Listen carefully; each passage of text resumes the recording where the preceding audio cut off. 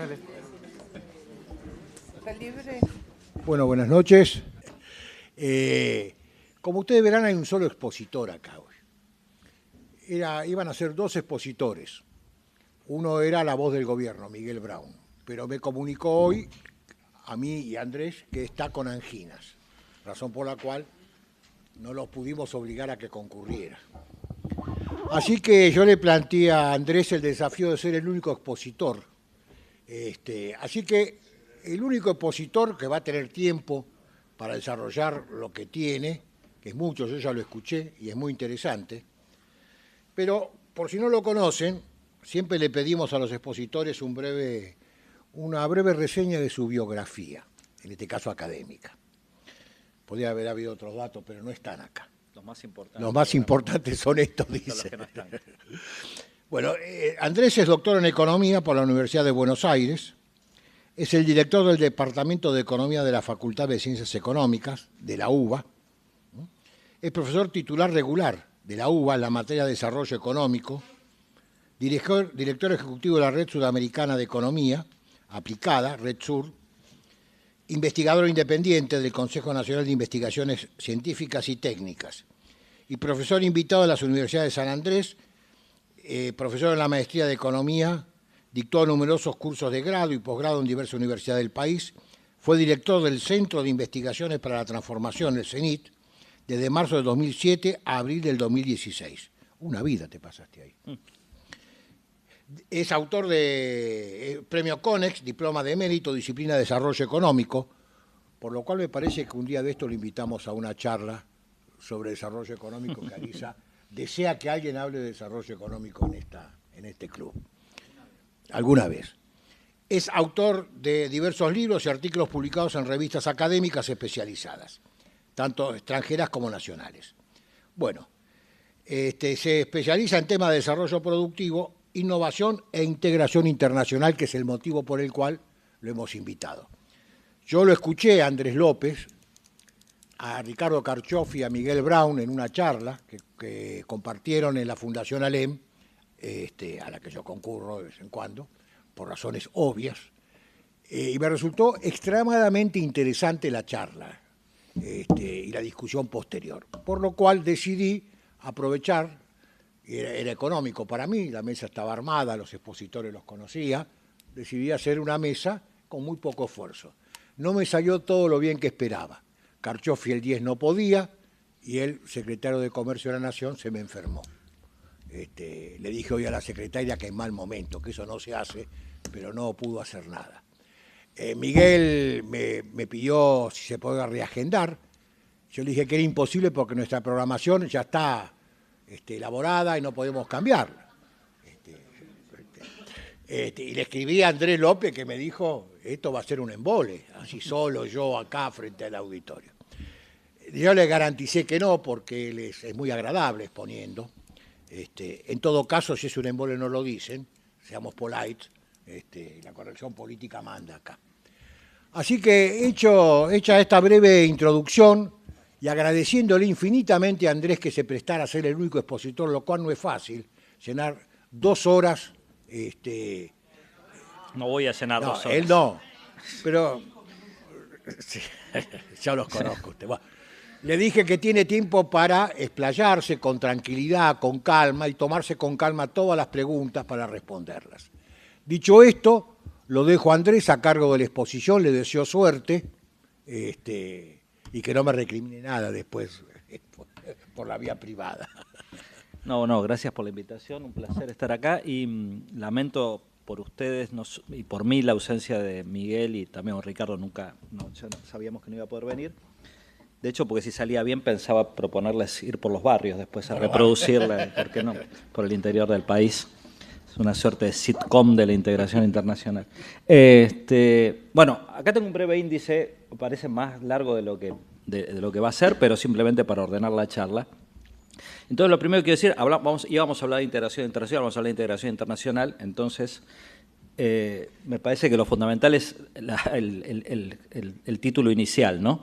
Porque si a alguien le preguntan, ¿cuál es tu objetivo en política internacional? ¿Integrarse al mundo o volver en marzo? No puede ser ese tu. La integración es un fin. No puede ser que tu objetivo sea ese, porque te querés integrar al mundo con algún propósito, con algún mecanismo, con algún objetivo, con algunas políticas, y entonces lo relevante es entender cuáles son los propósitos que se persiguen y definido eso, qué tipo de mecanismos son más aptos para conseguirlos. Entonces, hay varias dimensiones del problema que uno tiene que atacar. La primera es el equilibrio externo. Hay colegas que sospecho no son socios del Club Político Argentino, por lo menos los economistas que conozco del Club Político Argentino no adherían a eso, pero hay gente que te dice las exportaciones no importan para nada. Lo importante es importar. ¿Por qué? Porque hay algún mecanismo de ajuste cambiario que sobrevendrá si no te lo conseguís prestar, que te presten la plata. Bueno, otros economistas, en cambio, que estamos formados en otras tradiciones más cercanas al, no sé, lo que se llamaba el estructuralismo latinoamericano, etcétera, pensamos que sí, que en algún momento, si no logras generar suficientes exportaciones, el crecimiento para, en particular en economías como las nuestras. Entonces, la primera cosa que uno diría, yo quiero integrarme para exportar más. Por ejemplo, ¿por qué? Porque si yo no tengo acuerdos con mis otros socios comerciales, hay competidores que tienen acceso preferencial a un mercado y yo tengo que pagar un arancel o enfrento una regulación que no está armonizada o cualquiera. Porque, no sé, vinos chilenos exportados a la Unión Europea, por decir algo. Entonces, bueno, ese es un primer motivo válido. La segunda es que se supone que integrarse al mundo tiene algún impacto sobre el crecimiento por la vía de la productividad y la innovación. Por ejemplo, porque yo puedo importar bienes de capital o insumos más baratos y de mejor calidad, o, por ejemplo, porque la mayor competencia en el mercado doméstico favorece ganancias de competitividad y productividad, o porque cuando uno exporta aprende y mejora tiene que mejorar sus tecnologías, tiene que adaptarse a gustos de consumidores más exigentes, etcétera. Entonces hay varios mecanismos por los cuales uno diría, a mí me interesa mirar la integración al mundo también desde la perspectiva de la productividad y la innovación. Luego aparece el tema del empleo y la equidad. Esto es, cuando uno se integra al mundo hay gente que pierde y gente que gana. Y la transición puede ser costosa, como lo muestran algunos episodios y estudios muy rigurosos, hechos para Estados Unidos, Brasil y Unión Europea, donde, por ejemplo, uno ve que, por ejemplo, el impacto de la apertura a China tiene impactos duraderos sobre los mercados de trabajo locales de las áreas afectadas por la apertura, no solo porque caen las industrias directamente afectadas, sino porque caen también todas las industrias proveedoras de servicios y bienes que están alrededor de eso. Entonces, evidentemente uno puede pensar que cuando una economía más abierta va a generar más empleos en algunos sectores, pero va probablemente a hacer desaparecer empleos en otros sectores y la pregunta es si la transición es simple, porque la gente no es de arcilla, no se puede malear fácilmente, no se puede cambiar de trabajo tan fácilmente, no se puede aprender otros trabajos tan fácilmente, ni siquiera la gente viaja tan fácilmente. Esto lo vemos incluso para Estados Unidos, donde uno cree que la gente viaja como loco y se mueve de un lado a otro fácilmente, pues no. Los tipos que se quedan sin desempleo en Michigan, se quedan en Michigan, digamos, porque no es tan fácil cambiar de vida porque hay un empleo en California. Finalmente aparece la cuestión de la sustentabilidad ambiental. No voy a mencionar sobre eso, pero lo dejo como punto, ¿no?, digamos, a considerar. En esta perspectiva, entonces, creo que hay un último tema a considerar, que cuando hablamos de exportar más, no solo hablamos del volumen, sino también de elevar la calidad y la diversificación de las exportaciones. Y después voy a hablar sobre eso, pero te digo, un montón de estudios recientes muestran que a la hora de explicar el crecimiento de los países también es importante ver la composición del patrón exportador. Y calidad por calidad no entendemos bienes más sofisticados. Quiero decir, exportar nueces en cajita y no a granel. Eso también es. O exportar vino diferenciado y no vino en barriles, a granel. En fin. Calidad es aumentar los precios unitarios de los bienes que exportamos, sea la cadena que se nos ocurra exportar, pero también diversificar las exportaciones. Diversificar las exportaciones, porque, aunque sea solo por dar una sola razón, cuanto más concentradas están, más volátiles son y más expuestos estamos a los shocks. Y entonces acá estamos sufriendo un shock en la economía argentina, dos shocks al menos. Uno es la soja, el precio de los commodities, en particular la soja, pero segundo también el shock de Brasil, que afecta a las exportaciones manufactureras y regionales. Entonces tenemos una cantidad, en volumen nuestras exportaciones están muy concentradas en soja y derivados, y cuando eso cae, perdemos, o por ejemplo hay una sequía, perdemos 7.000 millones de dólares, y nuestras exportaciones manufactureras y regionales están muy pegadas a Brasil. Cuando Brasil se queda en recesión, esas exportaciones no se mueven, y está muy bien estudiado que nuestras relaciones con Brasil, las exportaciones de Brasil no tienen nada que ver con el tipo de cambio, sino con el nivel de actividad de los países. Eso está bastante claro para los que estudiamos el tema. Muy bien, entonces yo digo, para poner el problema en perspectiva amplia y decir, entonces te querés integrar al mundo, tenés que mirar esta serie de cuestiones con cierto detalle. Segundo, ¿qué pasa? ¿Cómo es el panorama global de la integración hoy? Bueno, seguramente Ricardo Carchiofi sigue más estos temas que yo, pero simplemente para mencionar algunas cosas. Todos sabemos que el creciente peso de Asia ya es la mitad del comercio global, y va en camino a seguir siendo cada vez más importante. Y punto después de volver a esto, Argentina está lejos de Asia. Está lejos de Asia. Estamos lejos. Segundo, cadenas globales de valor. Quizás hayan oído hablar de esto, pero ¿qué significan las cadenas globales de valor? Muy simple. Si yo exporto un vino argentino a Estados Unidos, eso es comercio tradicional. El vino está hecho casi el 100% acá, y el consumidor se lo toma en Estados Unidos, en México, en donde fuera. Muy bien. ¿Qué es una cadena de valor? Yo exporto soja de Argentina, y esa soja es procesada en harina de soja en China, y la harina de soja alimenta un cerdo en China, y el cerdo y después se lo come un francés en forma, no sé, de algún embutido. Muy bien. Entonces la soja argentina viajó más de una vez por el mundo. Eso es una cadena de valor. Los bienes viajan más de una vez, cruzan más de una frontera. Entonces, en ese momento uno tiene que pensar que los bienes que se exportan en todo el mundo tienen cada vez mayor contenido extranjero. No se puede hacer un auto 100% local, ni una camisa 100% local, ni un alimento 100% local. Ese mundo no existe más. El mundo de Flor de Seibo, por más que quisiéramos volver a eso, a vivir con lo nuestro, viviríamos solos, porque el resto del mundo no vive con lo suyo. Y para solo darles un datito, el 40% del valor agregado de un auto alemán, estoy hablando de un auto alemán, ¿no? Digo, no un auto mexicano, un auto alemán viene del extranjero. El 40% del valor agregado de un auto alemán viene del extranjero, fundamentalmente del resto de Europa, ¿no? Por supuesto. O sea que no existe exportar sin importar. No se puede, salvo que uno exporte bienes primarios, ¿no? Petróleo. Bueno, pero si uno quiere exportar un bien industrial, uno necesita importar cosas, porque el mundo está estructurado en términos de división del trabajo vertical a lo largo de estas cadenas de valor, y que incluso abarcan a los servicios, cosa que antes era novedosa, antes era imposible. Hoy en día, desde Argentina, hay gente que exporta software, no solo software, esto es conocido, exporta contabilidad. Hay gente que hace análisis de contratos para Estados Unidos, hay gente que hace análisis financiero para JP Morgan online, viendo qué corno hacen los traders en Wall Street que están trabajando allá a nombre de JP Morgan. Todo eso hubiera sido imposible hace 20 años porque no existía Internet, y hubiéramos tenido que mover papeles de un lado a otro, cosa muy costosa. Parte sustancial, entonces ya no es solo que se fragmenta la producción de bienes y vos para exportar algo necesitas importar los contenidos físicos, sino también tenés que importar los servicios que están asociados a esto. Otro dato, ahora quizás un poco más alto. Todos conocen los teléfonos iPhone, son hechos en China.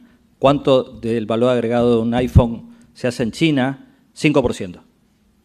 5% nomás. ¿Por qué? Porque todo el resto es hardware y software que viene de otro lado. Muy bien.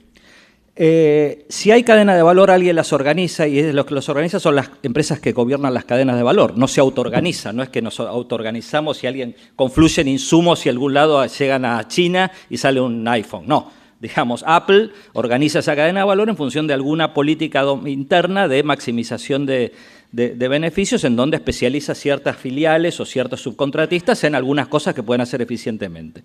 Entonces, la inversión extranjera y el comercio están cada vez más ligados. Argentina exporta 6.000 millones de dólares, o 6.800 millones de dólares el año pasado de servicios basados en conocimiento, software, servicios empresariales, etc. El grueso de eso es porque están acá Accenture, IBM, Hewlett Packard, y contratan miles de personas, literalmente miles de personas, cada una de estas empresas, para exportar servicios. Si no estuvieran acá, no haríamos nada, porque esas empresas tienen el acceso a los clientes afuera.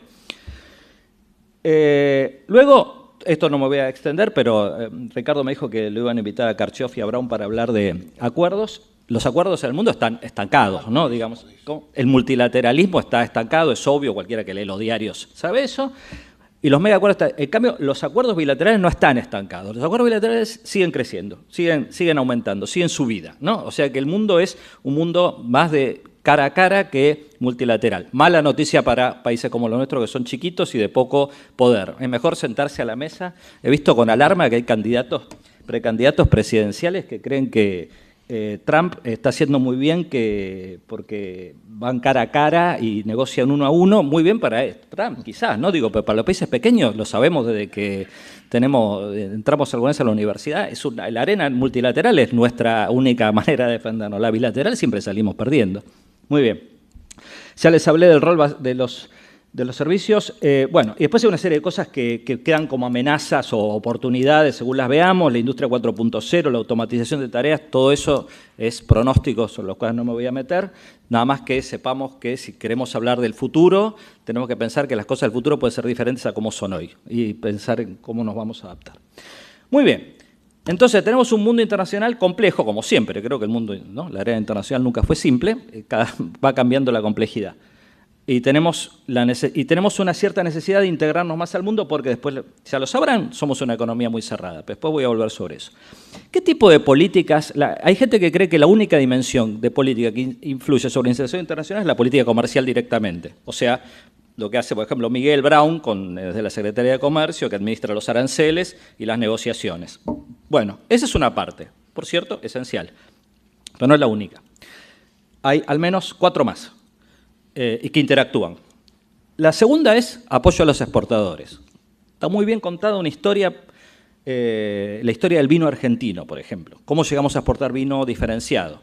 Bueno, hubo algún pionero, en este caso un Catena Zapata, que era economista de formación, aunque por supuesto después se dedicó a otra cosa, a su negocio familiar, que empezó a pensar en cómo exportar vino a Estados Unidos. Eso no significa un desafío tecnológico para un viñatero argentino, lo que significa es un desafío comercial. ¿Qué vino quieren tomar los yanquis? ¿Qué tipo de vino les gusta? ¿Qué uvas quisieran probar? ¿Qué tipo digamos, cuáles son las preferencias? Luego, ¿cómo se publicita eso? ¿Cómo consigo que un tipo de una revista diga, este vino es buenísimo, de 94 puntos, ¿no? Digo, entonces, el vino argentino es bueno. Todo eso cuesta aprenderlo, no está en un manual, no está en internet. Alguna vez me contó gente de Arcor una anécdota simpática, creo que la conté ahí en el ALEM. Cuando se pusieron a exportar lata de tomate a Japón, se encontraron con que nadie tenía una abrelata en la casa. Y que tenían que exportar lata de tomate que se abrieran como las latas de pelota de tenis, ¿cómo se llama? No sé. Parece una tontería, pero si vos no lo sabes, si estás ahí, nunca le vas a aportar una lata de tomate a un japonés porque el tipo no tiene una abrelata, porque considera que tiene que venir la lata que se abra con un simple movimiento de la mano. En fin, todo eso cuesta. ¿Y qué pasa? Una vez que lo aprende uno, se benefician todos los demás exportadores. Una vez que un tipo, Catena Zapata, logra instalar el vino argentino es bueno, todo lo que hacemos vino en Argentina, si nos adaptamos a eso, follow. Ahora, no en todos los casos hay un Catena Zapata, ¿no? Digamos que haya estudiado en Estados Unidos, que tenga los contactos familiares, personales, etcétera. En otras industrias no existe ni un Arcor ni un Catena Zapata. ¿Cómo ayudamos a los exportadores a aprender lo que quieren en el mercado externo? Tercero, como ya mencioné, la inversión extranjera directa. Hoy los países se pelean por atraer inversión extranjera directa, quizás de una manera descontrolada a veces, dan incentivos de manera poco lógica muchas veces, pero casi todos los países del mundo tienen una agencia de promoción de inversiones. En Argentina se creó hace poco, se juntó con la ex Fundación Exportar, etcétera. Todavía eso es algo incipiente. Y los países hacen targeting. Para que sea una idea, la política de atracción de inversión extranjera de Finlandia consiste en decir, acá podemos hacer cloud computing. ¿Por qué? Porque hace frío. Entonces puedes tener un montón de servidores con millones de datos y gastás poca plata de energía porque hace, ¿no? Digamos, si lo quisieras poner en Manaus tendrías un problema. Tendrías que gastar un montón de guita en refrigerar eso. Acá tenemos una ventaja. En fin, es un targeting muy fino en donde los países apuntan a justamente escalar en estas cadenas de valor, en las tareas que desarrollan, etcétera. Y además, cada vez más esas agencias son agencias de desarrollo. Buscan decir, qué lindo, vamos a venir a Argentina, vamos a hacer autos. Además, mirá, estaría bueno que capacites la mano de obra. Si capacitas mano de obra, te voy a dar algún subsidio impositivo similar. Y si desarrollás proveedores locales, también. te voy a ayudar a encontrarlos, te voy a conectar con el ministro de Ciencia y Tecnología que le da subsidio para modernizarse, etc. Es decir, que empiezan a vincular la atracción de inversión también con el desarrollo doméstico. Luego, las políticas de desarrollo productivo e innovación, todo lo que hace el Ministerio de Producción en la Argentina, el Ministerio de Ciencia y Tecnología. Muchas empresas necesitan adaptar sus procesos, sus productos, etcétera, necesitan modernizar sus tecnologías, esto sería muy largo hablar. Punto central, esto no vale solo para los que quieren exportar, sino también para los que necesitan reconvertirse. Sería poco astuto pensar que por más que buena parte del aparato industrial argentino sea poco competitivo, lo vamos a tirar al diablo. Es decir, yo he escuchado el gobierno dice, bueno, vamos a hacer un acuerdo con el Mercosur, con la Unión Europea, perdón. Va a tener 10 años de transición. Bueno, esos 10 años, ¿qué vamos a hacer? ¿Vamos a estar durmiendo o alguien va a ayudar a que al menos parte de esas actividades se reconviertan, mejoran eficiencia, etcétera? Porque el problema no son los empresarios, parece que uno defiende a los empresarios. Los empresarios me importan 3 pitos. El problema son los trabajadores, ¿no? Digamos, eso, y los efectos indirectos. No es solo que va a cerrar la industria textil en tal lado, van a cerrar todos los servicios que están alrededor alimentando a los tipos que trabajan en esas industrias, transportándolos, etcétera, etcétera. Entonces, las políticas de desarrollo productivo e innovación no son solo para los candidatos a exportar, sino también para los que en un ambiente de mayor apertura, al cual seguramente vamos, necesitan algún tipo de readaptación y modernización. Finalmente, las políticas del mercado laboral.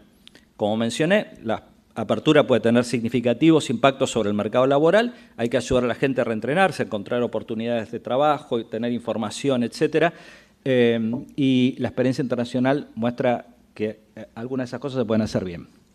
Todo esto, por supuesto, tiene un problema adicional que hay que coordinar horizontalmente, porque el gobierno, todas estas áreas son pertenencia de distintos ministerios, pero también verticalmente. En un país como la Argentina federal hay una necesidad de coordinar muchas veces verticalmente, no es fácil. Muy bien, ¿dónde está la Argentina hoy? Seguramente todas estas muchas cosas ya las saben. La Argentina es el tercer país más cerrado del mundo, si lo miramos por IMPO-EXPO sobre PBI, es una manera muy simple de medirlo. Ustedes dirán, sí, porque venimos del kirchnerismo, el proteccionismo, etcétera. En nuestro mejor año, en vez de ser el tercer país más cerrado del mundo, somos el 10º más cerrado del mundo. Del modelo agroexportador para acá, ¿no? Digo, o sea, somos una economía cerrada. No es que la podemos agravar, la podemos mejorar un poco, somos una economía cerrada. Y después voy a tratar de mostrar alguna cosa que pueda explicar por qué. 70% de nuestras exportaciones siguen basadas en recursos naturales. Acá veo que no está mi amigo y socio de este club, Guillermo Roseburce, que diría cuál es el problema con eso. Yo digo que el problema con eso es que no es que sean recursos naturales, es que son pocos diferenciados, es que tienen bajo valor unitario, bajo nivel de procesamiento y entonces están expuestos a alta volatilidad porque estamos en los mercados donde se compite básicamente por precio. Y esto tiene que ver con los bajos niveles de calidad y complejidad de nuestras exportaciones. Un estudio reciente que ahora va a aparecer en Desarrollo Económico en breve muestra que las cadenas de alimentos, nosotros exportamos productos de muy bajo valor unitario comparado con, no vamos a decir algo cercano, Chile, ¿no? Digamos, o sea, no vayamos a Australia, Chile. Y por supuesto tenemos problemas de competitividad en un montón de sectores que han estado protegidos de la competencia externa durante mucho tiempo. Muchos de ellos son intensivos en trabajo, entonces si abren tenés un problema. Otros son poderosos en lobby, como todos los que hacen insumos intermedios, acero, aluminio, petroquímica, etcétera.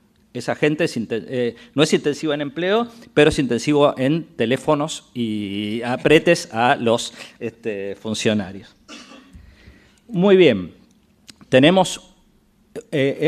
ahora después les voy a mostrar esto, hemos tenido un boom de exportaciones de servicios acompañando las tendencias que les mencionaba. En los últimos años han quedado estancadas en gran parte por la apreciación cambiaria. Estamos muy poco integrados en las cadenas globales de valor. De hecho, hay dos maneras de integrarse en las cadenas globales de valor, apostando siguiendo esta dinámica que les mencioné de que en una cadena de valor los bienes viajan más de una vez. Por ejemplo, México, Costa Rica, por poner países de la región, se insertan en las cadenas globales de valor fundamentalmente exportando bienes con mucho contenido extranjero, muchas veces en zonas francas o esquemas similares. Otros países de la región, como Chile, se insertan en las cadenas de valor fundamentalmente como proveedor de materias primas que son procesadas y reexportadas desde terceros países. Bueno, no tenemos datos para todos los países de América Latina, tenemos datos para Argentina, Chile, Costa Rica, Perú, Brasil, Uruguay, México, alguno más. Argentina, sumando ambas formas de integración, es el que menos integrado está. O sea, como cualquier país de América Latina, el cual tenemos datos, Argentina es el que está menos integrado en la dinámica de las cadenas globales de valor, sumando las dos vías, ¿no? Como proveedor de bienes que son reexportados o como procesador de insumos importados. Hemos estado atrayendo muy poca inversión extranjera directa. Esto sí puede mucho tener que ver con la cuestión institucional, llamémosla, de los últimos años, pero también refleja que si yo le pregunto a los inversores extranjeros, ¿dónde vendrías a hacer negocios acá? Y no sé, ¿no? Digamos lo mismo que diría el gobierno. Real estate, energía, alimentos y, ¿no? Digamos, no salimos mucho de ahí, no tenemos muchas oportunidades demasiado visibles. Y tenemos muy pocas empresas locales internacionalizadas de gran tamaño. Nosotros hicimos un trabajo hace 20 años o más con dos colegas, Benny Kosakov y Daniel Chudnovsky, que se llamaban las multinacionales latinoamericanas. Argentina en ese momento era el país que más multinacionales tenía en Latinoamérica. Más que Brasil, más que México, más que Chile.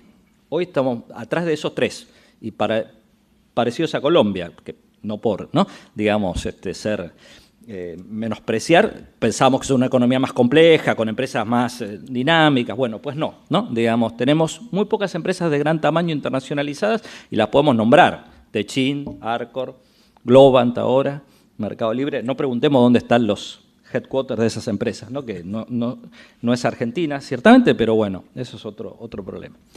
Muy bien, le muestro solo algunos datos para ver algunas de estas cuestiones gráficamente. Esto es lo que les decía. La línea punteada de 1960 a 2014 es el porcentaje de Expo-Impo sobre PBI en Argentina y la línea sólida es el mundo. Como vemos, estamos siempre muy debajo del promedio del mundo y la única vez que lo superamos fue en el año 2002. Bueno, pues en el año 2002 contrajimos el PBI en dólares a niveles ridículamente bajos, entonces si yo bajo el denominador, no digamos, el ratio sube, pero somos una economía, en el mundo el porcentaje Expo-Impo es 30%, en la Argentina es el 10%. Volatilidad de precios. ¿Por qué tenemos problemas cuando nos especializamos en exportar bienes primarios?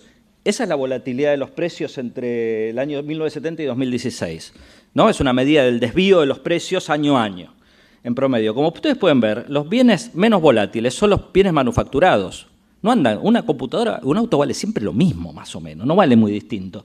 La agricultura tiene una volatilidad mayor, los minerales tienen una volatilidad mayor y la energía todavía mayor. Ese es un problema que los recursos naturales tienen, que es que sus precios fluctúan de maneras imprevisibles para arriba y para abajo, y es difícil entonces calcular una tendencia de largo plazo. Entonces, usualmente nuestras economías, cuando las cosas van bien, sobreexpanden, y cuando las cosas van mal, entonces tienen que sobrecontraerse, y es un problema de nuestra especialización en recursos naturales, que de vuelta no tiene nada de malo per se, pero si uno se queda en estos estadios más atados a la volatilidad de precios, tiene problemas.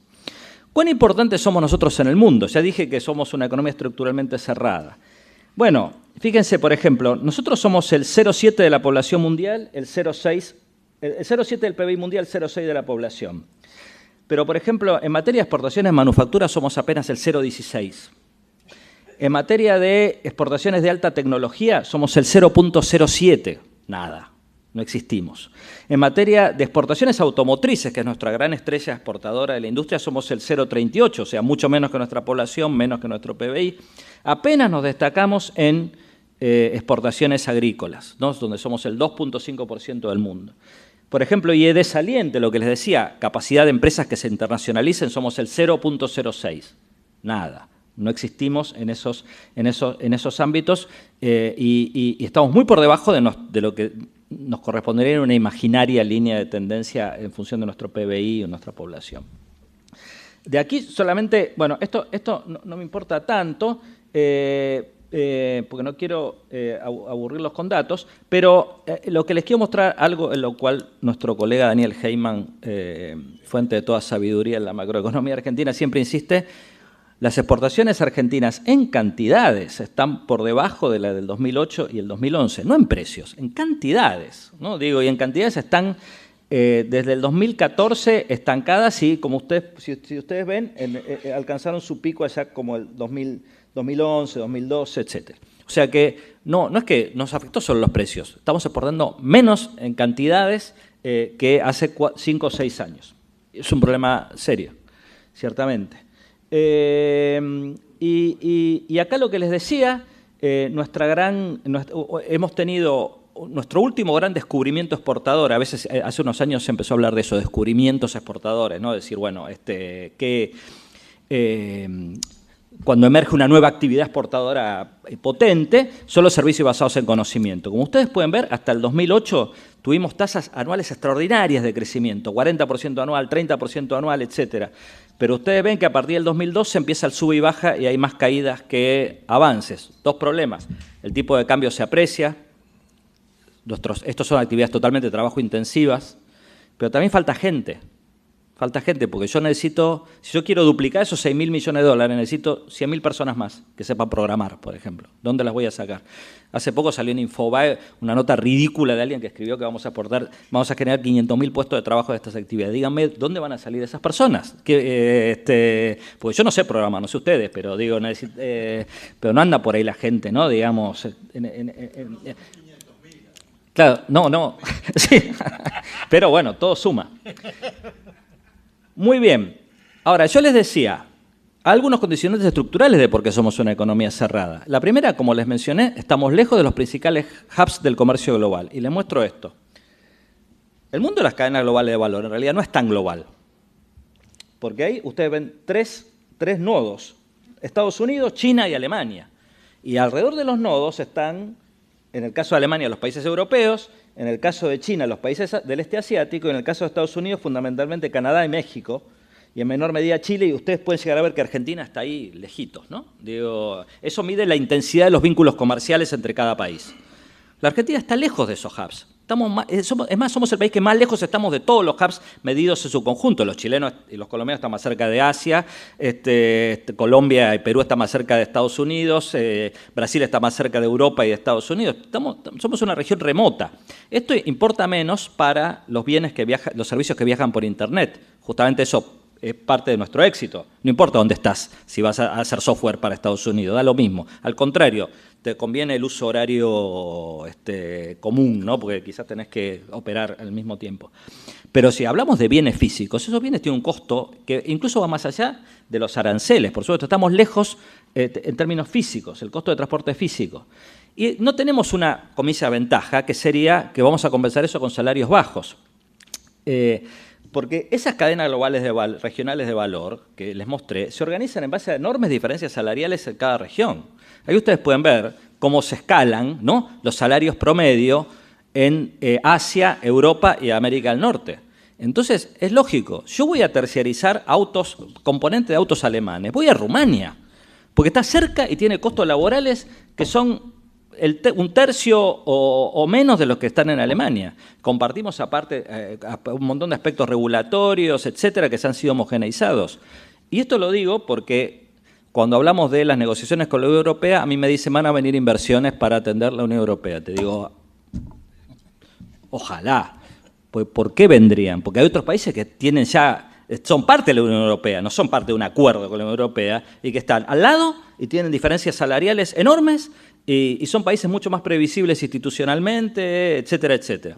Entonces, digo, quisiera ver cuál es la ventaja que tiene la Argentina para esto. Quisiera verla, ojalá me equivoque, porque obviamente el pesimismo acá siempre paga, ¿no? Y nosotros, cualquiera que viene a una charla y parece optimista, parece un tonto, ¿no? Digamos, o sea que siempre parece ser... Pero realmente, si yo combino distancia física con costos laborales, te digo, ¿por qué vendrían las inversiones, ¿no?, a abastecer la Unión Europea? Salvo en el sector primario, justamente el que no vamos a tener acceso. Entonces, decime cuál es el fundamento de esto, porque yo no lo entiendo. Y esto es algo que no va a cambiar. La Argentina, por suerte, es un país de altos salarios, y entonces no vamos a integrarnos en estas redes, y entonces nuestras oportunidades deben estar en otro lado, seguramente. Nos podemos integrar a estas redes, pero no como Polonia, no como Filipinas o no como México, ¿no? Porque no estamos ni cerca de los hubs ni tenemos la ventaja salarial. Luego, en nuestra región tampoco hay un aspirante a ser Alemania, China o Estados Unidos. Brasil, por supuesto, por tamaño sería el aspirante, pero claramente no va en esa dirección, por lo menos por ahora. Y además somos una región extremadamente fragmentada. Somos la región que menos comercio interregional tiene de todas las regiones del mundo, comparado con África, las distintas subregiones de Asia, etcétera. Comerciamos muy poco entre nosotros, entre otras cosas porque tenemos estructuras exportadoras muy parecidas, o todos queremos exportar lo mismo, y además porque hay poca convergencia regulatoria, barreras topográficas, un montón de cuestiones que sería largo, ¿no?, explicar, pero seguramente todos conocemos. Entonces, en este escenario, en donde ¿cuáles serían los objetivos, me parece a mí, de la política? Y voy cerrando, para no aburrir. Obviamente, ya dijimos, tener una estructura exportadora más dinámica, con mayores niveles de calidad y diversificación, y darle tiempo a la reconversión gradual de los sectores o actividades que tienen intereses defensivos, los llamo, ¿no? O sea, son más bien afectados potencialmente por la apertura. Y mi punto es este. Yo siempre le lo cargo a Miguel, el otro día dijo que estaba cambiando, pero no del todo. Entonces yo le digo a Miguel Brown, a ver, ¿cuántos tipos vienen y te golpean la puerta y te dicen necesito protección? Muchos. ¿Cuántos tipos te golpean la puerta y te dicen yo quiero exportar? ¿Cuál cola es más larga, ¿no? ¿La de los que vienen a golpear para pedir protección o las que vienen a golpear para exportar? Sin duda es más larga la que viene a pedir protección para exportar. Como ocurre protección contra las importaciones, como ocurre siempre en cualquier problema de economía política donde hay ganadores y perdedores. Los taxistas están más organizados que los de Uber, saben cuánto van a perder, mientras que los demás ganadores potenciales de Uber están más dispersos, no saben, ¿no? Digamos, no están organizados, y entonces por ahora gana el taxista, ¿no? Y lo mismo pasa en este punto del comercio. Hay que encontrar a los potenciales intereses exportadores, hay que organizarlos, hay que ayudarlos a visibilizarse, mientras que los tipos que hacen textiles, por buenas razones incluso, saben perfectamente cuáles son sus intereses y saben dónde golpear las puertas para defenderlos. Y todo esto lleva tiempo. Me parece muy bien entonces que el gobierno diga vamos a hacer una apertura lenta. No caímos en el error de los 90, en donde dijimos, bueno, listo, ¿no? Mañana todos a correr y a bajar a 30 kilos para competir, pero hay que hacer algo mientras tanto. Y ese algo me parece que no puede ser solo el tipo de cambio, porque el tipo de cambio lo que va a pasar, lo que más fácil va a hacer es retraer las importaciones, que incluso va a ser caer el nivel de actividad, que hacer emerger exportadores que están esperando que ahora con los nuevos costos puedan exportar. Incluso porque esos exportadores potenciales no saben cuánto va a durar el tipo de cambio que hoy tienen, por razones que acá conocemos bien. Entonces, bienvenidas todas las políticas generales de infraestructura, logística, simplificación regulatoria. Miguel seguramente hubiera hablado de la ventanilla única de comercio exterior, un montón de cosas que están fenómenas, ¿no? Bienvenidos las negociaciones externas si se logran algún tipo de contrapartida más o menos efectiva, pero a mí me parece que hay que ir un poco más a transpirar la camiseta en la micro. No quiero que lean todo esto, pero simplemente para decir, tenemos distintas áreas de política, la política comercial, apoyo a las exportaciones, regulación de la inversión extranjera, desarrollo productivo e innovación. De acuerdo a cuál sea la distancia de los sectores a la frontera competitiva, aplican distintos tipos de políticas. En algún caso, si yo voy a exportar carne, lo único que necesito es que me abran mercados. Ahora, si yo quiero exportar textiles, en algún segmento de textiles que puedo ser competitivo, necesito mucho más. Necesito que me ayuden a conocer cuáles son los gustos de los consumidores afuera, necesito que el INTI venga y me ayude a mejorar procesos, en fin. Entonces hay que hacer una política mucho más tailor-made y coordinada. Las negociaciones externas nos abren una oportunidad, de ahí a que alguien la aproveche, es otro problema, y nos abren un problema, que es la apertura de las importaciones. ¿Cómo hacemos entonces para que ese tiempo sea aprovechado efectivamente? Y no para que los empresarios dicen, bueno, dentro de 10 años me preparo para cerrar la empresa, ¿no? Que podría ser, ¿no? Digamos, me voy 10 años y voy viendo cómo me deshago de los activos y me empiezo a convertir en importador.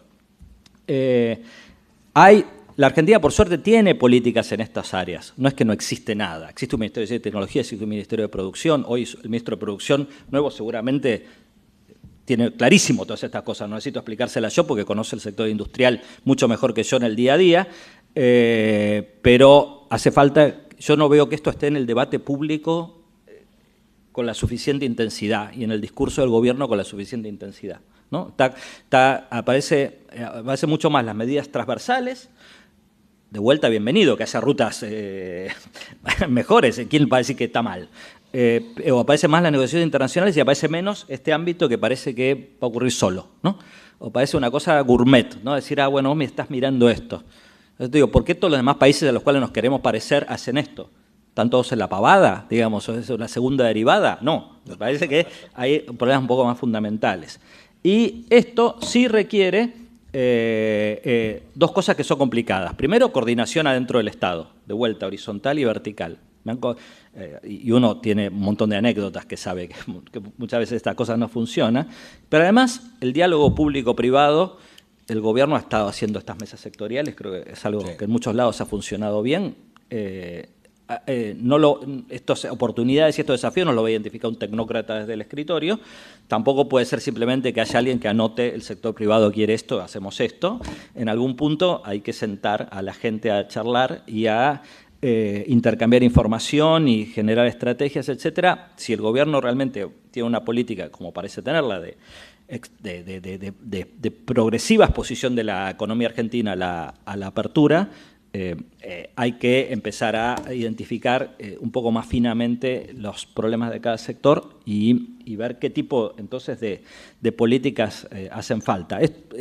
Dicho esto es de un wishful thinking tremendo, ¿no? Digamos, porque ya sabemos que digamos que el sector privado es muy heterogéneo, tiene diferente poder de lobby, etcétera, etcétera, pero en algún punto me parece que es una tarea importante si uno quiere que la apertura no significa simplemente una ganancia de reputación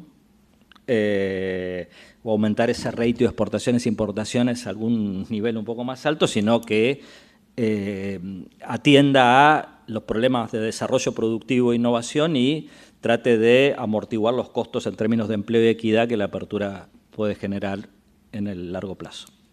Gracias. Gracias a vos, Andrés. Me hizo acordar a las veces que Einaudi me llamaba a la oficina cuando estaba en el gobierno, eso del lobby. ¿Quién? Einaudi. Einaudi. Claro. No sé, yo nunca hablo mal, porque siempre puede haber gente de Techint en la sala, entonces es mejor. No. Y también me hizo acordar cuando Bertinow decía que Australia tuvo una ventaja después de la Segunda Guerra Mundial, estaba en el Pacífico. Y bueno. que nosotros no tenemos, estamos en el Atlántico.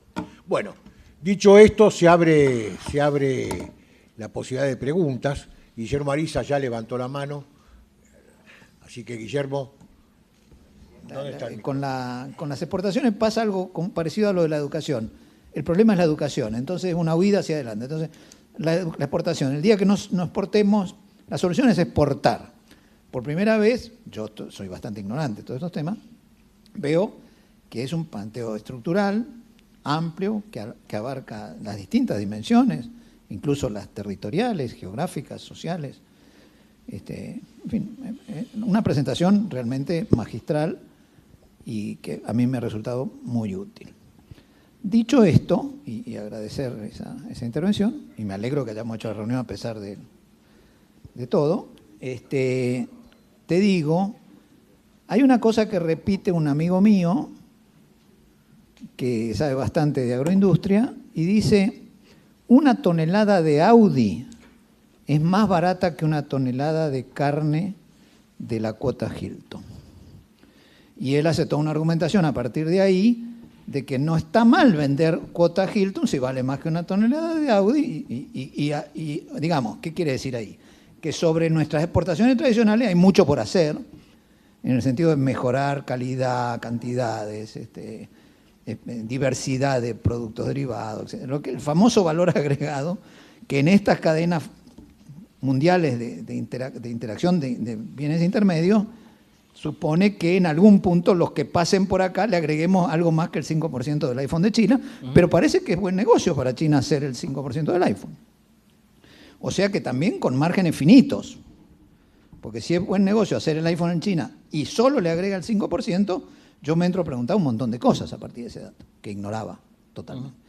Entonces, eso por un lado. Y por otro lado, El problema respecto porque hay toda una cosa, Gerchunov, hay una movida muy grande que la Argentina tiene que exportar, tiene que exportar, tiene que exportar. Yo no estoy en desacuerdo con eso, en absoluto, pero creo que hay condiciones laborales, demográficas, de condición social, de prioridades locales, nuestras, sociales, prioridades reales, que tienen que articularse también con con este proyecto de desarrollo que implica la cuestión exportadora. Desde luego que creo que hay que exportar. Ojo, no se me lean, ni me respondan, por favor, que yo estoy por la economía cerrada, nada de eso. Creo que lo que tenemos hay que desenvolverlo, actualizarlo, mejorarlo, ampliarlo e incorporar a la gente a la vida real, volver ciudadanos a los marginados. Ese proyecto, ¿cómo se compatibiliza con este mundo que parece ir a una velocidad distinta de la nuestra? No sé si sirve para algo esta pregunta. Está la pregunta. Pero no la terminé de entender esta última reflexión. No, es decir, todo lo que tenemos que hacer como prioridades nuestras, ¿cómo se compatibilizan con el acomodamiento a una economía exportadora que en realidad no derrame, sino integre a las partes nacionales? Ok, ahora... Ya, da tu nombre así. Sí, Julio Dreiser. Bueno, gracias por la presentación primero. Me incomoda una cosa de la presentación esta, no soy tan viejo, pero desde la década del 70 que me hablan del periodo de transición, que vamos a bajar los aranceles y después se lo vamos a ir bajando de a poco y que después todo va a ser lindo y que vamos a hacer una gran productividad. La verdad que lo escuché, no sé si 8, 10 o 20 veces, pero lo escuché más de 10 seguro. Soy muy escéptico. Entonces me parece que yo cambiaría el enfoque. Y vos diste algunas pistas que me parecieron muy interesantes. Primero, la creación de valor en el mundo en este momento son los servicios y no los bienes. Segundo, tenemos una ubicación totalmente desfavorable para los bienes y favorable para los servicios. Tercero, podemos ser una parte de una red internacional de generación de servicios. Vos hablaste de que el iPhone tiene solamente el 5%, 5 dólares, no me acuerdo, de componente físico, pero también de cosas, hablaste de ejemplos mucho mejores, muy conocidos de utilización de mano de obra en Argentina para auditoría, para análisis de cuestiones y todas estas cosas, ¿no? ¿Qué puede ser para análisis clínicos en el futuro? Puede ser para un montón de cosas. Yo cambiaría el enfoque, o sea, me iría a los servicios y probar qué pasa. Con los bienes hemos fracasado más de 50 años, no probaría de vuelta. ¿Esa es la pregunta? Perdón, no, una opinión sobre esto, sí, a ver si está de acuerdo. La pregunta era si estás de acuerdo con, está bien. con este Juntamos enfoque. Olvídate de los varias bienes. cosas, ¿no? Sí. Acá. Perdón, y aparte los bienes no generan tanto empleo como dicen, el empleo está generado por los servicios, una gran mentira esa de que hay que cuidar el empleo. El empleo hay que cuidarlo generando servicios. Levanta la mano. Da tu nombre. Den el nombre, por favor. Gracias. Hola, Andrés. Francisco Praque es mi nombre. Y fui alumno tuyo y de Chudnovsky y tengo muy presente el conocimiento general del desarrollo económico y la data de panel, por ejemplo, como una manera de entender y de comparar el problema. Y en aquel momento que me tocó a mí estudiar, quizás los tigres asiáticos eran lo que se miraba en aquel momento. Mi pregunta es... partiendo de ser el tercer país más cerrado del mundo, estar en el fondo del mundo, lejos geográficamente, más todas las cuestiones que vos dijiste, y volcando también tu preferencia personal, ¿cuál sería para vos, en función de otras experiencias y los argumentos que tiene Argentina hoy, cuál sería para vos una política de desarrollo a encarar? ¿Por dónde matizarías vos los trazos gruesos de una política de desarrollo para este país, partiendo de ser la más cerrada del mundo? Allá, Ricardo.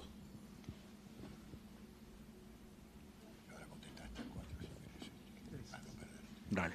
Bueno, muy interesante tu exposición, Andrés. Yo tengo dos preguntas.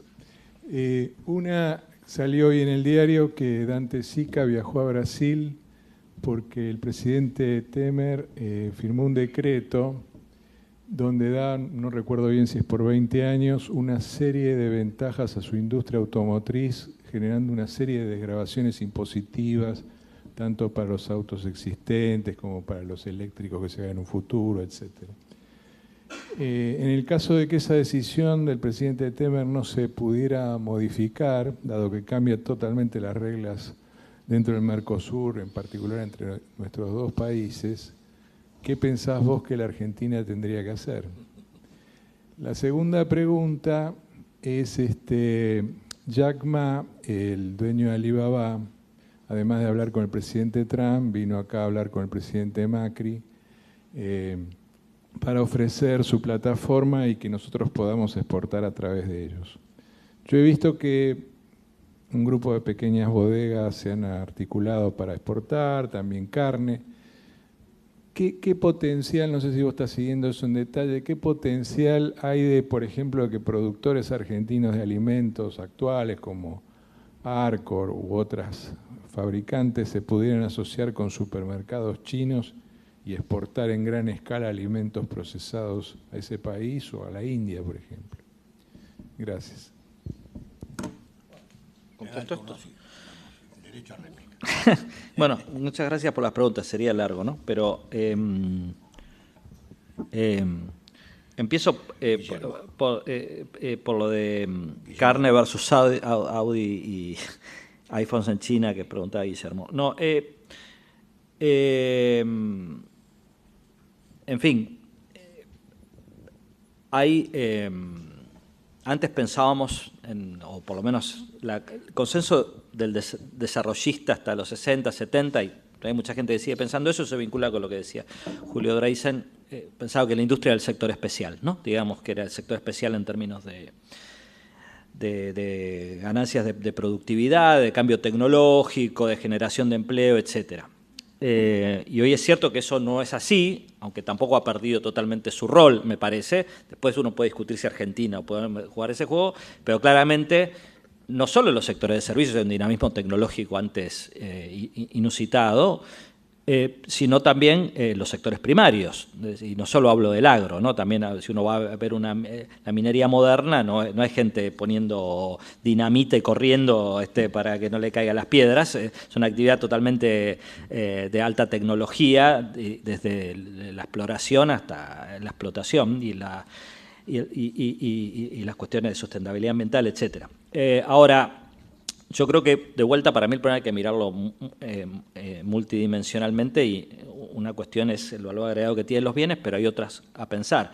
Y, por ejemplo, el ejemplo del iPhone. El iPhone en China genera muy poco valor agregado doméstico.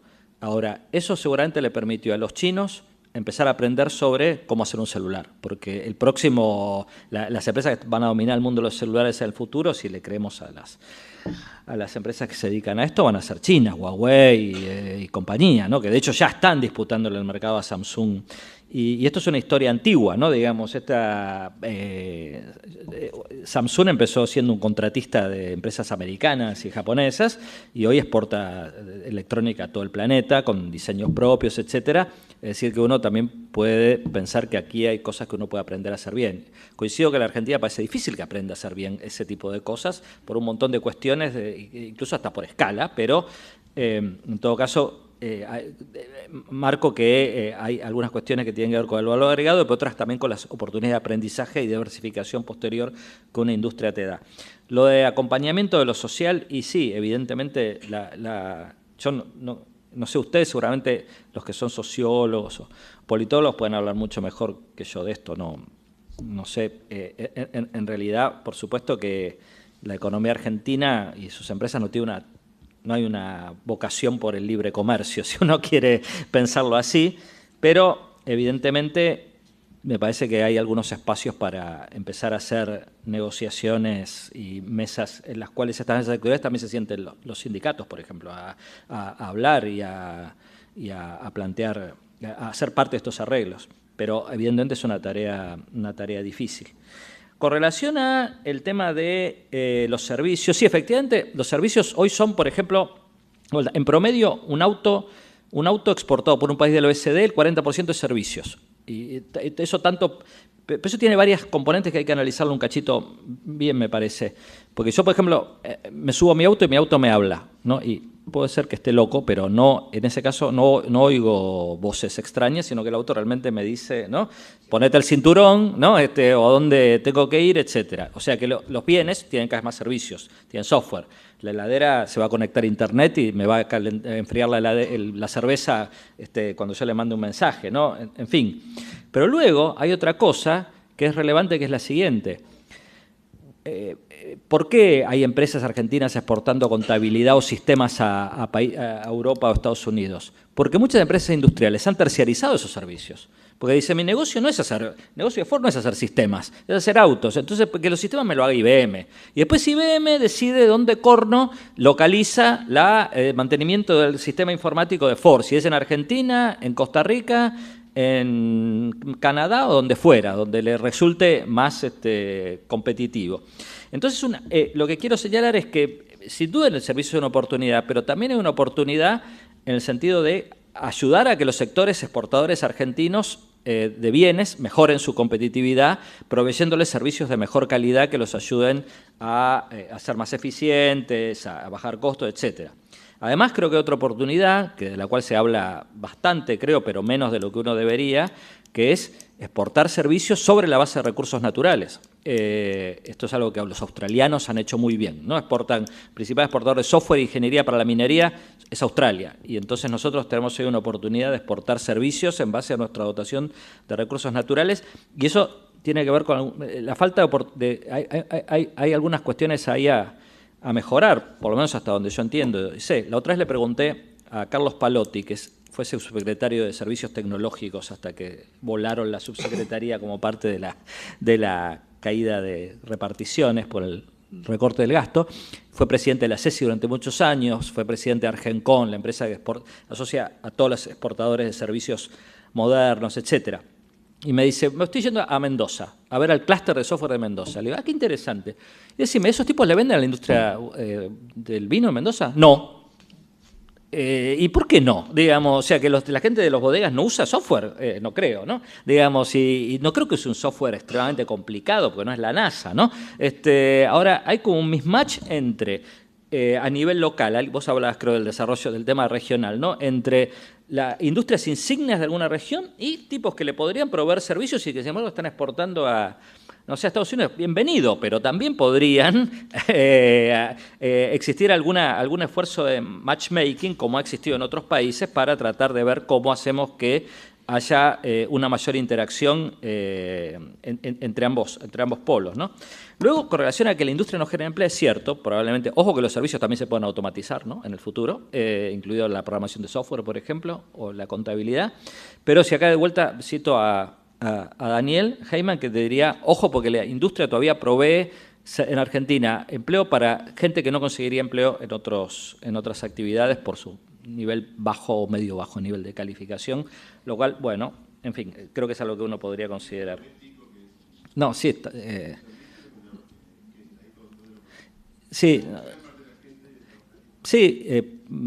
el empleo masculino, por razones que, bueno, podrán ser, no, digamos que no estamos suficientemente inclusivos, creo que no, pero digo, en fin, Daniel tiene algunos datos que después, si querés, los charlamos.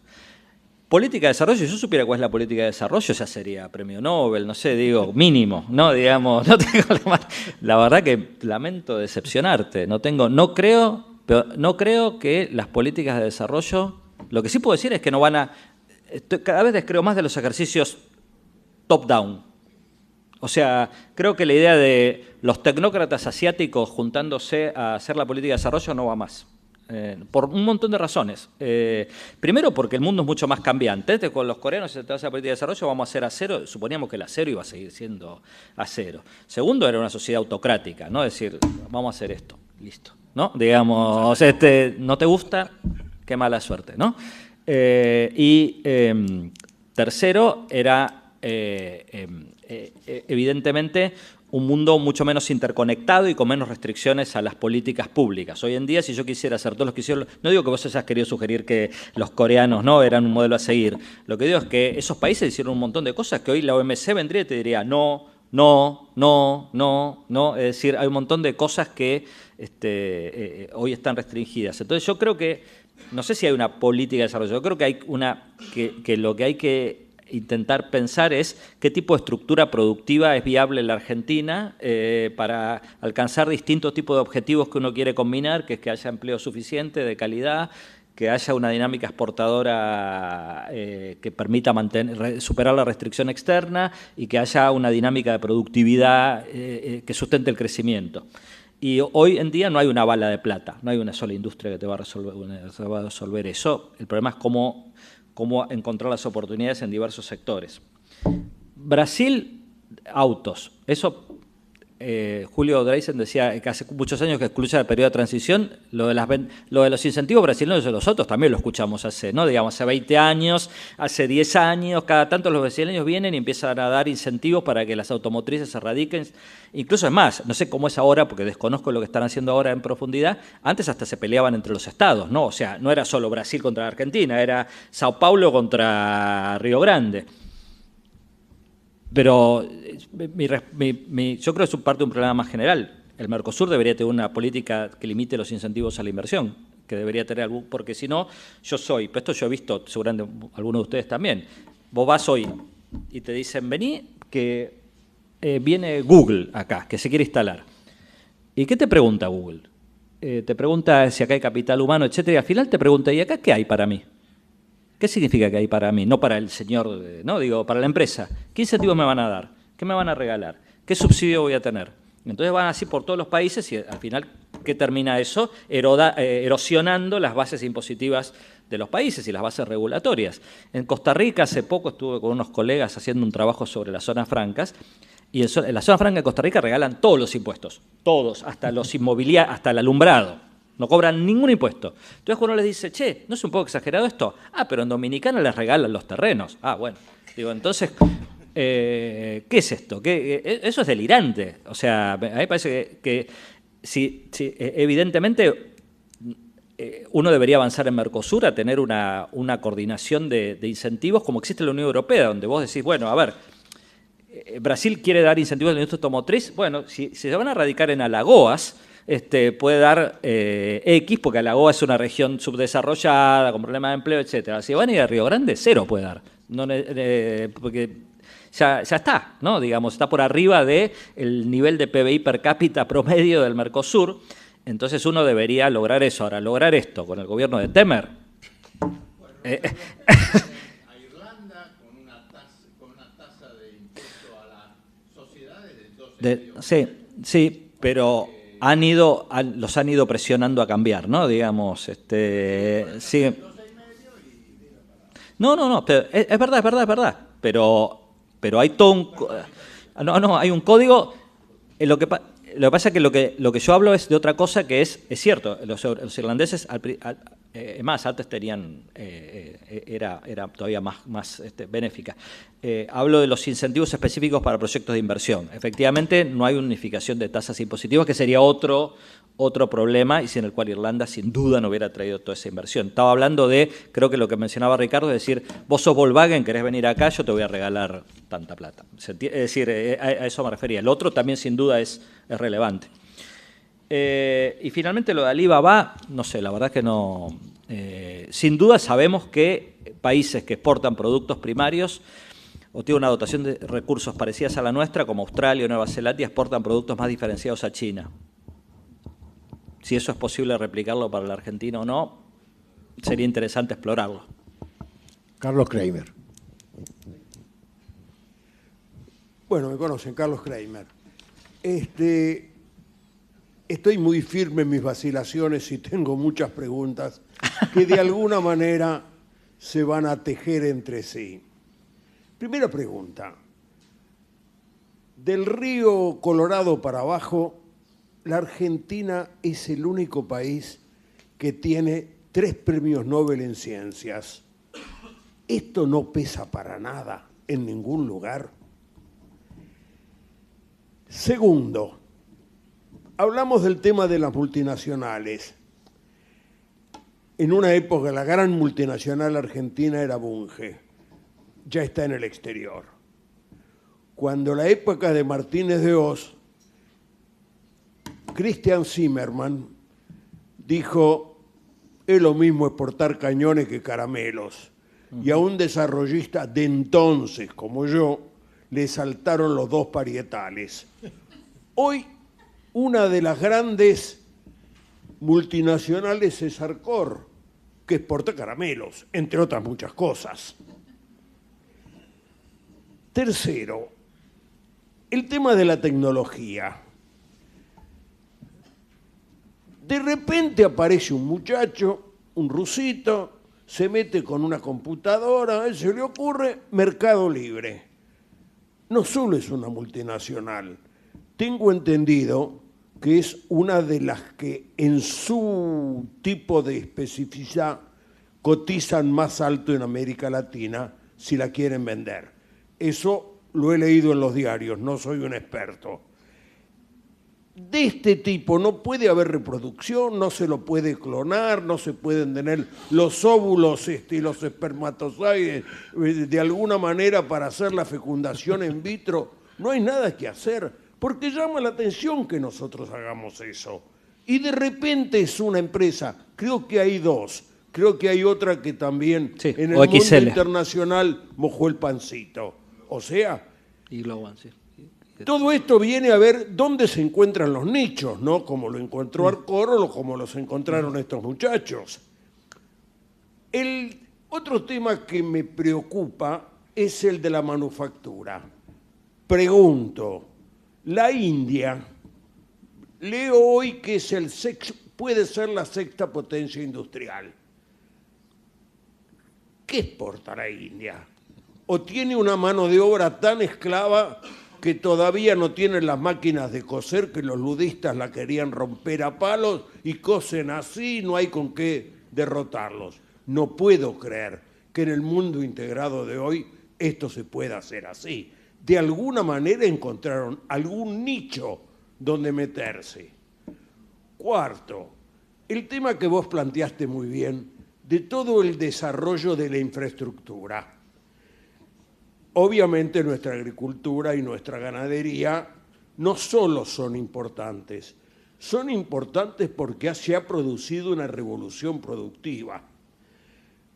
He leído que de los países básicamente agrícolas, la Argentina es el que en cada una de las productores tiene más terciarios incorporados. En varios informes sale esto. A veces me pregunto, ¿para qué sirve el terciario si no le funciona el celular y no tiene internet? No le sirve para nada, puede ser terciario, primario o cuartario. Este es otro tema que me parece que es fundamental. Y finalmente le contesto allá a un amigo que preguntó por Alibaba. Nosotros tenemos los 40 ladrones. Elsa, pasarlo atrás, adelante de Julio, ahí atrás tuyo.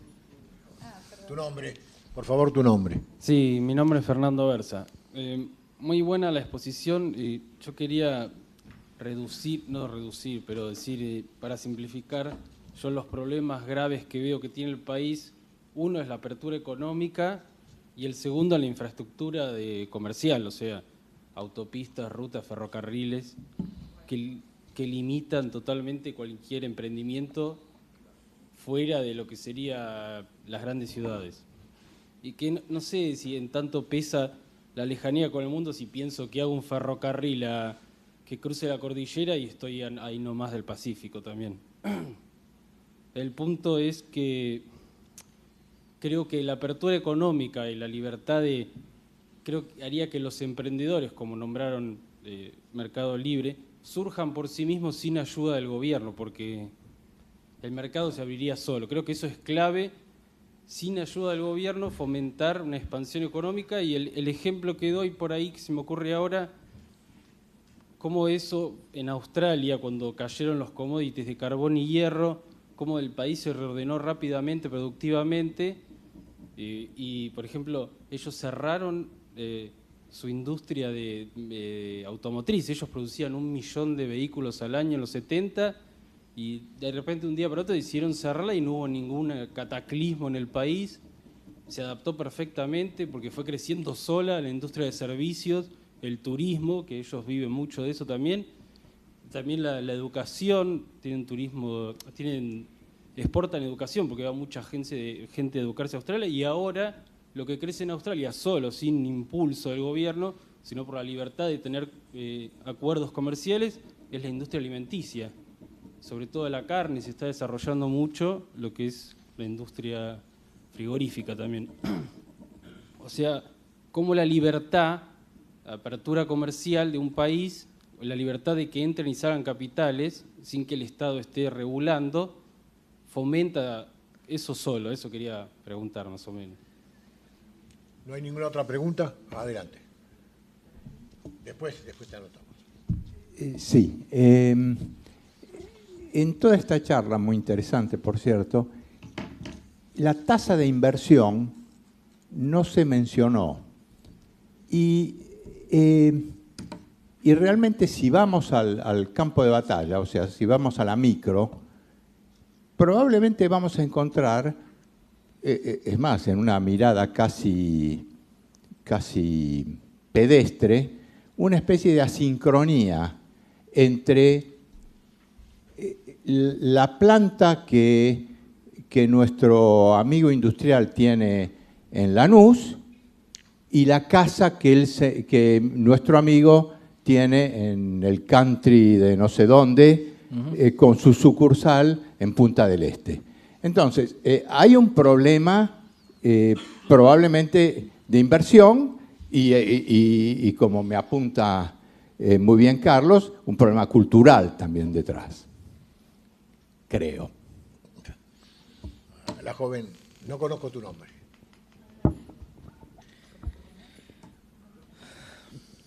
Hola, ¿se escucha? ¿Sí? ¿Sí? Ah, ok. Yo soy Teresita González Díaz y, bueno, trabajo en Cancillería y con Andrés nos conocemos. Por favor, de ahora en más en el currículo pone que sos profesor del Instituto del Servicio Exterior de la Nación. Es uno breve. No, bueno, pero, lo tengo por en el favor, currículum. que no nos deje Lo tengo en el afuera, que currículum. no nos deje afuera. Lo anoto ya. No, no, muy sintéticamente. Primero, con respecto a lo que pones ahí de la coordinación de gabinetes, esos consejos interministeriales, a mí me parece muy interesante, pero de mi experiencia en la función pública, 34 años, lo único que hacemos es pelearnos entre los ministerios. O sea, no, digo, es la verdad. O sea, que, no sé, habría que hacer una tarea enorme para llegar a un consejo interministerial. No sé si algún día lo lograremos. Pero es un comentario al margen. En realidad la pregunta es, se habla poco de integrarnos más o en lo bilateral, hacer más acuerdos con América Latina, con los países de América Latina. Y a mí me parece, yo que estoy en Cancillería y escucho a todo el mundo hablar de esto todo el día, que no sale. O sea, qué sé yo, están todos con las máquinas, las fotos, todo preparado para ver si logramos que la Unión Europea tire algo. Pero no hay nada con respecto a América Latina. Yo tengo mi opinión, pero no la voy a dar acá, pero me gustaría conocer la tuya. Gracias. ¿No hay más preguntas? Bueno, muy largo, pero vamos a tratar de ser corto. Premios Nobel. Te agregaría más. Los coreanos creo que no tienen ningún premio Nobel tampoco en ciencias.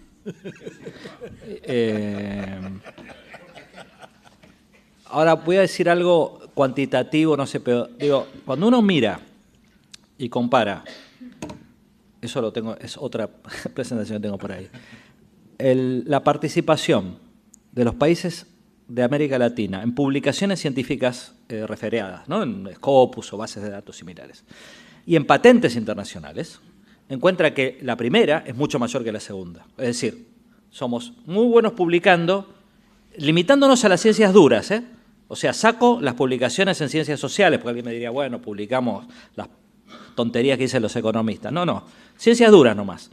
El share de publicaciones de América Latina en ciencias duras es mucho más alto, muchísimo más alto que el share que tienen patentes, por ejemplo, en la Unión Europea o en Estados Unidos. En Asia es exactamente al revés.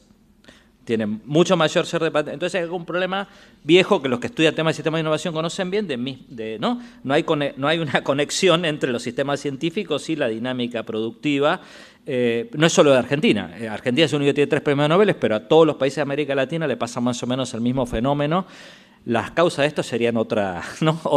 Pero digamos, creo que hay algo ahí que excede lo de los 3 premios Nobel. Hay un problema que reafirma, mejor dicho, ¿no? Digamos, no tener buena ciencia no te hace tener grandes innovadores. Segundo, lo de si se puede replicar lo de mercado libre, bueno, no sé, claro, pero si yo me llamo Galperini, tengo un montón de contactos familiares, personales, acceso a fondos estadounidenses, etcétera, me instalo en Delaware además, donde no hay una especie de paraíso fiscal adentro de Estados Unidos, evidentemente se puede, hay mucha oportunidad ahí. Ahora, digo, acá me parece que los casos que nosotros conocemos, Globant, OLX, etcétera, no son un emprendedor común que salió, terminó de estudiar informática y se puso una empresa. Gente que viene, que tiene, ¿no?, de ciertos ámbitos donde se facilitan, ¿no?, la construcción de estas empresas. Ahora, por supuesto, hay un montón de oportunidades. Hay una empresa que nadie conoce hoy, pero que es súper interesante. Quizás todos ustedes conozcan a un tipo que lanza satélites en miniatura en Argentina, que se llama Emiliano Kargieman, que tiene una empresa que se llama Satellogic. Muy bien. Ese tipo ganó su dinero como cofundador de una empresa que hacía seguridad informática, que se llamaba Core Security Technologies, y que con unos socios laburaban en AFIP, en ese momento era la DGI todavía, y les hacía la seguridad informática y de repente empezaron a venderle productos a otros y los contrató el Pentágono para hacer seguridad informática. ¿Cómo terminó esa historia? Se terminaron vendiendo a JP Morgan la empresa. ¿Por qué? Porque no podían seguir escalando, ¿no? Digamos, no podían... Entonces, bueno, gran cosa, genial, pero eso muestra también los límites que tiene, y voy un poco a lo de los emprendedores. Yo no quiero emprendedores, yo quiero empresas. O sea, digo, el mundo es un mundo de empresas. Está claro que hace falta gente que cree empresas, pero yo necesito que las empresas puedan crecer y escalar. Esto es otra discusión para otra charla, ¿no? Pero el modelo Silicon Valley del emprendedor solo funciona ahí, no sé dónde, de qué otro lugar funciona el planeta. Entonces, yo creo que, sin duda, hay que generar las condiciones para que los emprendedores emerjan, pero nuestro problema es que nuestras empresas no crecen. Tenemos un culto a la pyme, ¿no? Digamos, donde parece que el problema es cómo pasar de pymes a empresas grandes que puedan internacionalizarse, escalar, etcétera. Me parece que hay mucho para hacer y que estos casos de Mercado Libre, Globant, etcétera, pueden no haber requerido la ayuda del Estado hasta ahí, porque, por ejemplo, Mercado Libre pelea fieramente por permanecer en la ley de software. Y eso no es una empresa de software. No es una empresa de software. Y sin embargo, andá a sacarle los... Galperín dijo por Twitter que si a Mercado Libre le sacaba la ley de software, que le da un montón de beneficios impositivos, iban todos a Brasil. Te digo, decime en qué se diferencia ese tipo de un empresario industrial argentino. En nada. Nada más que parece que hace cosas más modernas. Pero la verdad... que hace el lobby exactamente igual que cualquier hijo de vecino. Así que a mí la distinción esa entre empresarios modernos y viejos no me la vendan, porque la conozco bien. El tipo está instalado en Delaware, no paga impuestos y acá pelea por la ley de software para que le bajen las cargas sociales por Twitter y amenazarse irse con Brasil. Déjame a Roca. Digo, no, me pone nervioso, digo, esta cuestión, ¿no? Digo, porque parece que ahora los empresarios viejos son toda una porquería y estos que hacen software son angelitos. Y la verdad que no es así. Digo, sí, es más, Mercado Libre no debería estar en la ley de software porque su propósito no es hacer software. Es lo mismo que yo te digo, ¿y por qué no los bancos está en la ley de software? ¿Acaso no tienen home banking, no tienen sistemas? Mercado Libre usa el software para hacer un negocio. Entonces, ¿por qué le regalamos impuestos acá? ¿Y cuál es la diferencia de eso y un tipo que viene y dice, protégeme de impuestos? Pero. Sí. No, está bien. Sí. Está bien, pero ¿cuál es? No, ya sé, pero ¿cuál es pero no es una empresa que hace software. Ellos no venden productos, ellos te dan la plataforma de software para vender los productos, pero ellos no son, los productos que se venden no son de ellos, ¿no? Ni ponen el precio, ni compran el... Ya lo sé, está claro, sí, pero ¿por qué? Pero entonces... No puede decir que venden productos, me parece que no es correcta la frase. No, pero no hace software. No, su empresa no vende software. No. Es una intermediación. Bueno, no importa, pero el mismo que el banco con el home banking no te hace lo mismo, no te presta un servicio financiero y lo haces a través del home banking.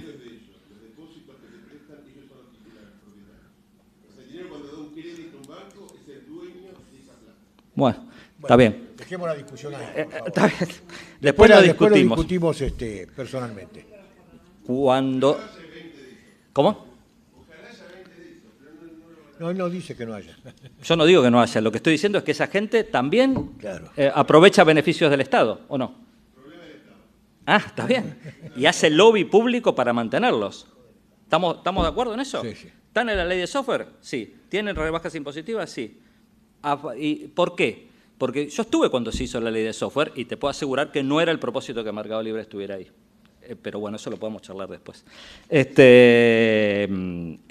Con relación a la India, ¿qué exporta la India es un gran exportador de servicios, fundamentalmente basados en conocimiento. Exporta más de 100.000 millones de dólares al año. Nosotros tenemos 7.000. Por supuesto, la población india es mucho más grande que la nuestra, pero no es 50 veces más grande. Y entonces aquí hay un tema ahí interesante.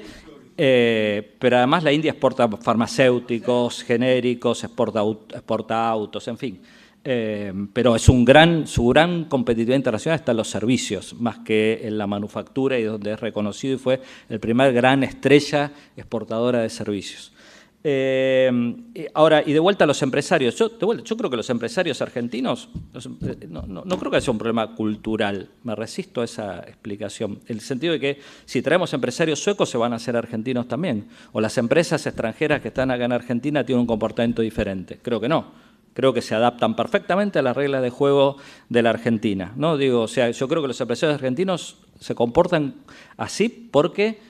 Si yo fuera un empresario y me sobrara plata, diría, ¿por qué sigo reinvirtiendo acá si no sé cuál va a ser el tipo de cambio, no sé cuál va a ser la tasa de inflación, el crecimiento, etcétera? Un comportamiento racional es acumular en Punta del Este o en...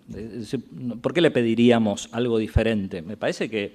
Yo creo que los empresarios se adaptan al lugar en donde se mueven, ¿no? Entonces, a mí me parece que efectivamente luego eso se convierte en hábitos, en costumbres, en culturas, etcétera, pero no creo por la genética de los empresarios. Me parece que es simplemente por adaptación y supervivencia en un contexto hostil, incierto, etcétera. Sobre si los gobiernos adentro se pelean, vos lo sabés mejor que yo porque yo nunca estuve adentro de un gobierno, pero, por ejemplo, la agencia de inversión empezó con una pelea, ¿no? Por si se lo quedaba Cancillería o producción. Así que, evidentemente, eso ya sabemos que es difícil. ¿Acuerdos con América Latina? Sin duda. Es más, con África, con Medio Oriente, tenemos un montón de cosas para avanzar ahí, me parece.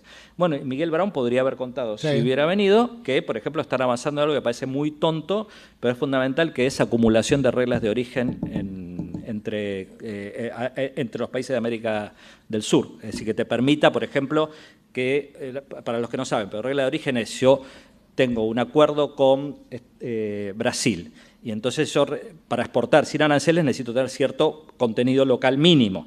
Si yo puedo acumular el contenido que viene de alguien que me vende algo de Chile, porque Chile también tiene un acuerdo con Brasil, entonces yo logro integrar más cadenas de valor en América Latina, ser más competitivo, y eso tiene que ver con cambiar simplemente la manera en que se calculan las reglas de origen.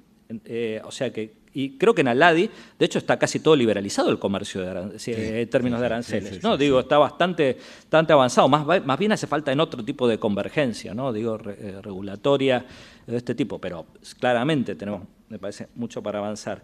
Y sobre, bueno, si el Estado o no, es ya casi te diría filosófico, qué sé yo. Yo creo que no, pero no te voy a convencer.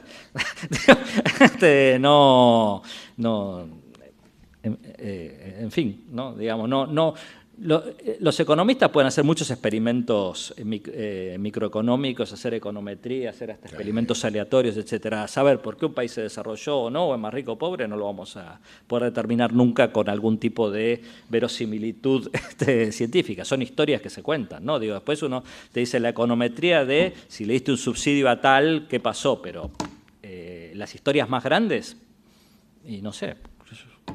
Digo, no. Voy a aprovechar para contar algo que ocurrió ayer.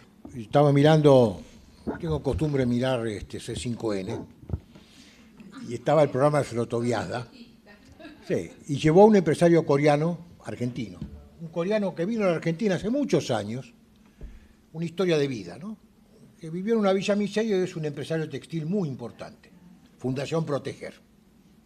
Bueno, habla de la protección a la industria, etcétera. Preguntado sobre cuáles eran los problemas de la Argentina para exportar, dijo, y los salarios y las cargas sociales, lo que es común en los empresarios argentinos. ¿Qué es un argentino? Entonces todavía le dijo, bueno, pero con este tipo de cambio ahora, sí, estamos mejor, lo que no sabemos cuánto tiempo se va a sostener, por lo cual hacer una inversión con un tipo de cambio, decía, competitividad precio, decía, no, es muy complicado. Lo cual expresaba un poco lo que es coreano. Y yo me acordé del famoso, los tigres asiáticos, como decían acá, y el régimen de Park, que es cuando esto se inicia en Corea, le garantizó a los empresarios la disciplina de planta. Es decir, no había huelgas. La planta se militarizaba. Era una dictadura. Y los empresarios recibían incentivos, pero eran responsables de usar esos incentivos para convertir a la economía coreana en una economía industrial y exportadora. Si no lo hacían, iban presos y desfilaban con carteles donde se los exponía frente a la opinión pública. Quiero decir, el empresario coreano en la Corea de Park hacía lo que hacía. El empresario coreano en la Argentina nuestra hace lo que hace. Lo que hacen todos los empresarios. Es decir, pide protección, levánteme las barreras, correcto, deme tipo de cambio, bájeme el salario en dólares, no puedo competir, bájeme las cargas sociales, etcétera, etcétera. Digo, no, depende de los contextos y del path dependency también, ¿no? de las economías. Bueno, no sé si hay más preguntas, era para darme simplemente el gusto de Que los empresarios es el lobby en todos lados. Es Me el parece lobby. que no existe el empresario schumpeteriano y el lobista como cosas... ¿Por qué detrás de los aranceles de Trump hay empresarios haciendo lobby, ¿no? Digo, hoy acabamos de leer en el diario, no sé si es verdad o no, pero apareció en algún diario estadounidense, que la industria de suplementos alimenticios para bebés hizo lobby para que Estados Unidos no aprobara un acuerdo internacional para fomentar la lactancia materna. Imaginémonos eso. Es decir, pues el que cree que no hay empresarios que no hacen lobby no entiendo en qué planeta vive, porque es parte de su función. Así es, como empresario. Como empresarios, hasta casi eso, ¿no? Digo, no sé. Bueno. No sé si hay más preguntas o algún comentario. Un comentario puedo hacer. Podés hacer, todavía tenemos algo de tiempo y vamos a abusar de Andrés. Respecto de Corea, yo Sí. me acuerdo que en algún momento, un artículo de Ann Kruger era Sí. que cuando se empezó, perdón, estoy diciendo mi edad de alguna manera, cuando empezó a desarrollarse... Todos han leído a Ann Kruger y no importa, no digo, sí. Cuando empezó a desarrollarse Corea en los años 50, les daban, el gobierno o los bancos coreanos les daban a los empresarios una tasa de interés negativa, Sí. con metas de exportación. El empresario que recibía un préstamo a tasa subsidiada y no cumplía con su meta, iba preso. Sí, sí.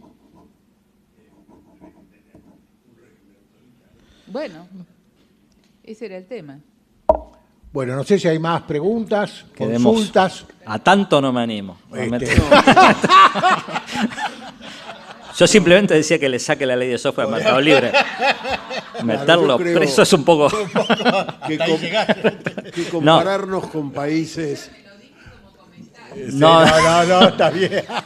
No, entonces yo... pero evidentemente eso aparte lo comentaba también Ricardo y lo que yo decía antes, son irreproducibles esas condiciones, no, hasta para bien, no digamos, porque yo tampoco creo que esté bueno que los gobiernos vayan metiendo preso a la gente, porque no, digo, me parece que no va.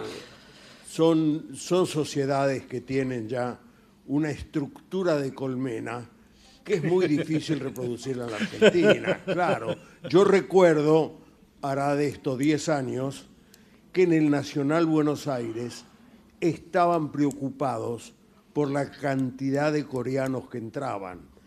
Entonces, en la mejor xenofobia sottovoce, le cambiaron los exámenes. Los exámenes pasaron a ser más blandos en ciencias duras y más exigentes en ciencias blandas, en gramática, en historia, etcétera, etcétera.